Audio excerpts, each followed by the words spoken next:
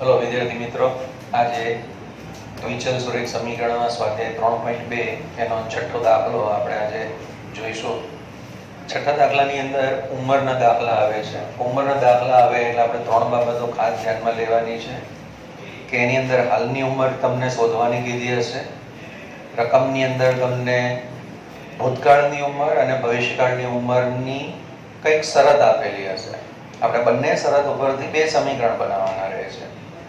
આ બંને સમીકરણો ઉપરથી જે સમીકરણ આપણે તારવીએ છીએ એને તમને કદાચ અહીંયા આગળ કીધું હોય રકમમાં કે આદેશની રીતે શોધો તો એ રીતે શોધવો, લોકની રીત કીધું હોય તો લોકની રીતે શોધવો, અને કશું પણ ન કીધું હોય તો તમને જે રીત સારી ફાવતી હોય તે રીતે શોધવાનો પ્રયત્ન કરવો. હવે અહીંયા આગળ જે રકમ આપી છે એમાં 5 વર્ષ પછી શબ્દ વાપર્યો છે, બરાબર? 5 વર્ષ પછી, આનો મતલબ શું થઈ ગયો? તો કે 5 વર્ષ પછી એટલે એ ભવિષ્યકાળ બતાવે છે. તો એ ભવિષ્યકાળ પ્રમાણે આપણે બનાવીશું. તો આ ત્રણ બાબતને આપણે ધ્યાનમાં લેવાની છે. ત્યાર પછી 5 વર્ષ પહેલા શબ્દ વાપર્યો છે. તો 5 વર્ષ પહેલા એટલે ભૂતકાળની વાત થઈ.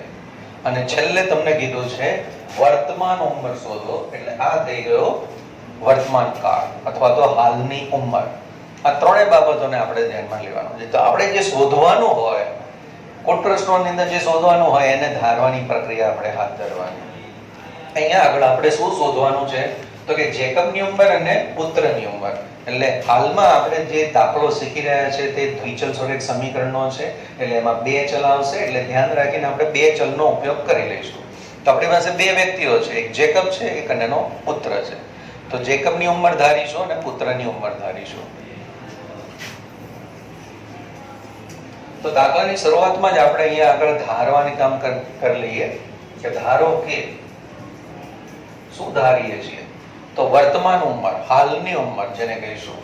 તો અહીંયા આગળ આપણે ફૂદડી કરીને ત્રણ મુદ્દાઓને લખી લઈશું. તો હાલની ઉંમર એટલે કે વર્તમાન ઉંમર.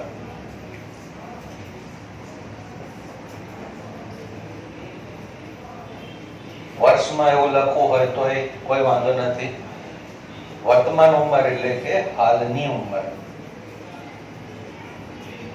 કોની ઉંમર? તો આપણે અહીંયા ધારી લઈએ. ધારો કે વર્તમાન ઉંમર કોની? જેકબની. તો જેકબની ઉંમર આપણે કેટલી ધારી લઈએ છે? x વર્ષ. ત્યારબાદ તેના પુત્રની ઉંમર ધારી લઈએ. તો તેના પુત્રની ઉંમર એ આપણે ધારી લઈશું y વર્ષ. હવે બંનેની વર્તમાન ઉંમર આપણે શોધી લીધી. હવે આપણને નવી એક શરત આપી છે. શું? કે 5 વર્ષ પછી. તો 5 વર્ષ પછી એટલે ભવિષ્યકાળ થયો, એટલે કંઈક ઉમેરવું પડશે. આજે ધારો કે તમારી હાલની ઉંમર 15 વર્ષ હોય તો 5 વર્ષ પછી કેટલી થાય? તો કે 20 વર્ષ. તમે શું કર્યું? 15 + 5 કર્યા. ધારો કે અત્યારે તમારી ઉંમર 16 વર્ષ છે. 3 વર્ષ પછી કેટલી હશે? તો 16 અને 3 19 વર્ષ થશે. તો એ પ્રમાણે જ્યારે પછી પૂછવામાં આવ્યું હોય ત્યારે તમારે ઉંમર ઉમેરવાની છે. જે વર્ષ તમને કીધા હોય એટલા વર્ષ તમારે ઉમેરવાના. ઓકે? તો અહીંયા આગળ આપણને જે આપ્યું છે એને પણ આપણે નવા મુદ્દા તરીકે મૂકી દઈએ. તો પુત્રની 5 વર્ષ પછી, 5 વર્ષ પછીની વાત કરીએ તો 5 વર્ષ પછી. તો 5 વર્ષ પછી એટલે શું થઈ ગયું? ભવિષ્યકાળ. બરાબર? તમારે દાખલાઓમાં આવું લખવું નથી પડતું હતું. આ તમારી જાણકારી માટે તમને આપ્યું છે કે ભવિષ્યકાળ છે 5 વર્ષ પછી, એટલે તમને ખ્યાલ રહે કે આપણે ઉમેરવાનું છે, કારણ કે ઉંમર વધતી જશે ભવિષ્યમાં.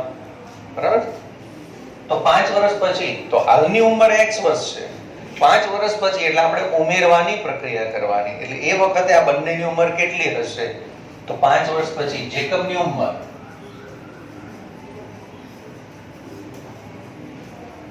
તો હાલમાં કેટલી છે? x. 5 વર્ષ પછી કેટલી થાય? તો x + 5. ઓકે? ઓકે, x + 5 વર્ષ. અને તેના પુત્રની ઉંમર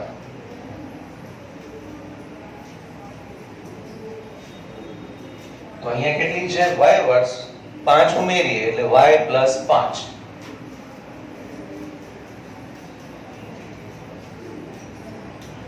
હવે આ જે જે 5 વર્ષ પહેલાની જે ઉંમર છે એની પણ શરત આપી છે કે 5 વર્ષ પછી જેકબની જે ઉંમર છે એ ઉંમર એના પુત્રની ઉંમર કરતા 3 ગણી છે.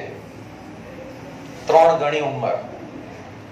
ઘણી શબ્દ આવે એટલે ગુણાકાર કરવાનો, વધુ શબ્દ આવે ત્યારે સરવાળો કરવાનો, ઓછી શબ્દ આવે તો બાદબાકી કરવાની, અને આટલામાં ભાગની હશે તો એ વખતે તમારે ભાગાકાર કરવાનો. આ 4 શબ્દોને વારંવાર જરા જોઈને સમજી લેજો. હું રિપીટ નથી કરી રહ્યો. હવે અહીંયા આગળ તમને ગણી શબ્દ વાપર્યો છે. 3 ગણી. કોની ઉંમર 3 ગણી છે? પિતાની ઉંમર. જેકબની ઉંમર 3 ગણી છે. એટલે જેકબની ઉંમર વધારે છે તો પુત્રની ઉંમરના 3 ગણા કરવા પડશે. તો પુત્રની ઉંમર અહીંયા કેટલી છે? y + 5. પિતા જેકબ x + 5. તો આપણે બંનેને સરખાવવા છે તો x + 5 અને y + 5. આ બંને સરખા તો નથી જ. બાપ બેટો સરખા તો હોય નહીં. તો પિતાની ઉંમર વધુ છે એટલે પુત્રની ઉંમરના 3 ગણા કરવા પડે. એટલે પુત્રની જે ઉંમર છે એના આપણે 3 ગણા કરીએ ત્યારે આ બંને ઉંમર સરખી થશે.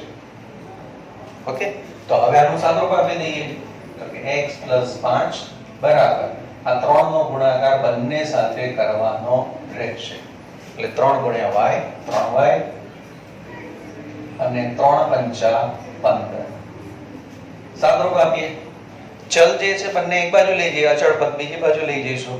તો 3y ને આ બાજુ લાવીએ, 3y આ બાજુ આવશે, 5 બીજી બાજુ જશે એટલે x પ્લસ છે 3y આ બાજુ આવશે એટલે -3y થઈ જશે અને બરાબર 15 ત્યાંના ત્યાં જ છે, 5 બીજી બાજુ જાય છે એટલે પ્લસ છે માઈનસ થઈ જશે. સાદુરૂપ સરળ થઈ જશે. હવે નવું એક સમીકરણ આપણી પાસે આવી જશે તો x - y બરાબર 15 માંથી 5 ગયા, માફ કરજો ભૂલ થઈ ગઈ,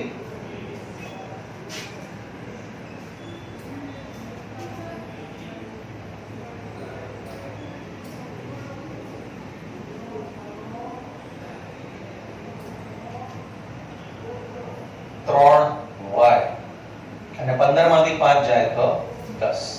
તો આપણી પાસે એક સમીકરણ આવી ગયું. સમીકરણ નંબર 1. આ સમીકરણ પહેલી શરત પ્રમાણે આવ્યો કે 5 વર્ષ પછી. હવે નેક્સ્ટ બીજી શરત આપણને આપી છે 5 વર્ષ પહેલા. એટલે ત્યાં આપણી પાસે શું આવશે? ભૂતકાળ. 5 વર્ષ પહેલા ભૂતકાળ. ભૂતકાળ એટલે શું થાય? ઘટે. બરાબર? કેટલું ઘટે? તો ઘટે શબ્દ આપ્યો છે તો બાદબાકી શબ્દ મગજમાં, ઓછો કરવાનો શબ્દ મગજમાં આવવો જોઈએ. હવે કેટલું ઘટે છે તો અહીંયા ગણો શબ્દ ફરી વાપરવામાં આવે કે 7 ગણી ઘટે છે. એટલે આપણે એને ફરી પાછો ગુણાકાર લેવાનો થશે. એટલે સૌથી પહેલા તો નવો એક ટાઇટલ મૂકી દઈએ. તો અહીંયા 5 વર્ષ પછી શબ્દ આવે એની જગ્યાએ અહીંયા હવે 5 વર્ષ પહેલા. પહેલા શબ્દ આવે એટલે આપણે શું યાદ રાખીશું? ભૂતકાળ. ભૂતકાળમાં ઘટાડવાની પ્રક્રિયા. ઓકે, તો હવે 5 વર્ષ પહેલા જેકબની ઉંમર, તો બંનેની ઉંમર આપણે જોઈ લઈએ. તો જેકબની ઉંમર કેટલી હશે? તો બાદબાકી કરવાની. કેટલા વર્ષ પહેલા છે? 5 વર્ષ પહેલા એટલે x - 5 વર્ષ લખી દઈએ. અને તેના પુત્રની ઉંમર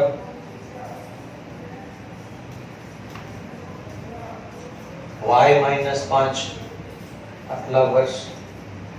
ઓકે, તો આપણી પાસે બે ઉંમર આવી ગઈ, x - 5 y - 5. આ કઈ ઉંમર આવી? 5 વર્ષ પહેલાની. હવે એમાં પણ શરત આપી દીધી કે જેકબની ઉંમર તે વખતે ભૂતકાળમાં 7 ગણી હતી. કોના કરતા? પુત્રની ઉંમર કરતા. એટલે આપણે હવે આ બંનેનો ઉપયોગ કરી લઈએ. તો જેકબની ઉંમર તો x - 5, એના પુત્રની ઉંમર y - 5. તો પુત્રની ઉંમર કરતા 7 ગણી ઉંમર હતી જેકબની. તો આપણે એને 7 વડે ગુણી લીધા. ઓકે, તો ઘણો શબ્દ આવે તો જેનાથી ઘણું હોય એને એટલા વડે ગુણી લેવાના. સાદુરૂપ આપી દઈએ તો x - 5 બરાબર 7 નો આ બંને સાથે ગુણાકાર કરી દઈએ તો 7 × y 7y, 7 × 5 35 પ્લસ ગુણ્યા માઇનસ માઇનસ સાદુરૂપ આપીએ ચલને બધાને એક બાજુ લઈ લઈએ x - 7y બરાબર -35 -5 છે +5 થઈ જશે તો આપણી પાસે આવશે x - 7y બરાબર 35 માઈનસ છે +5 છે કેટલા આવશે -30 તો આપણી પાસે બીજું સમીકરણ આવી ગયું ઓકે તો હવે સમીકરણ નંબર આને બીજું આપી દઈએ તો સમીકરણ 1 અને 2 તો સમીકરણ 1 કયો હતો આપણી પાસે જોઈ લઈએ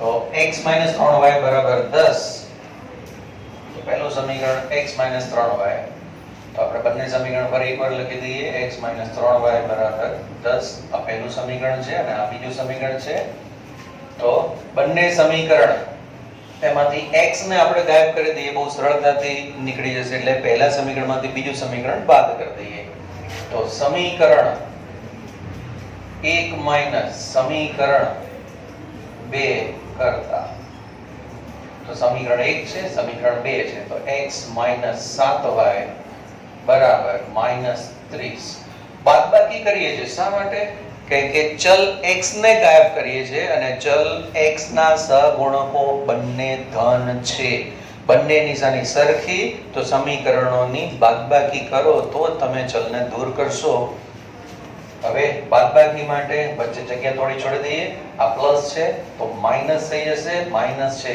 પ્લસ થઈ જશે માઈનસ છે પ્લસ થઈ જશે આ બંને સરખા છે કેન્સલ થઈ ગયા એટલે અહીંયા 0x ન લખો તો પણ ચાલે આ પ્લસ માઈનસ છે આ પ્લસ છે મોટા કોણ છે 7 માટે મોટાની નિશાની તો પ્લસ 7 માંથી 3 ગયા 4y +30 +10 40 આપણી પાસે સમીકરણ આવી ગયું 4y બરાબર 40 માટે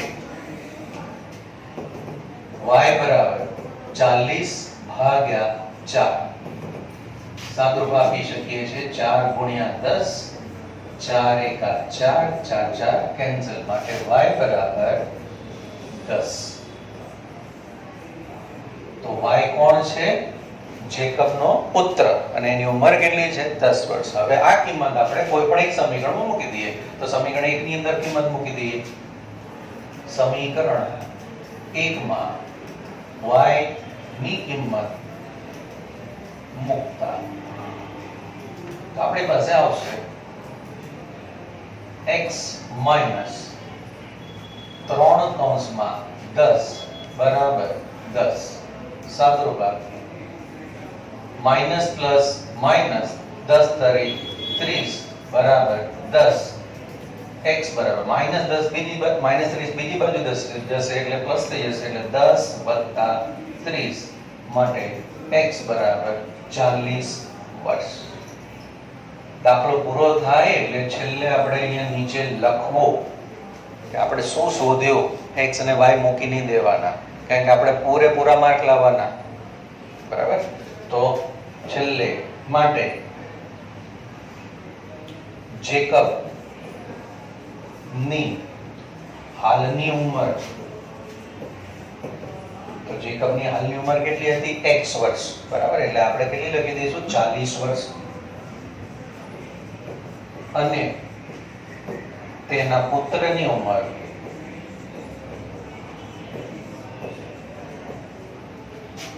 10 વર્ષ હશે આશા રાખું છું કે તમને આ વિડીયો છે એમાંથી ખ્યાલ આવી જશે કે હાલની ઉંમર શોધવાની હોય તો કઈ રીતે તમારે ગણતરીઓ કરવી આભાર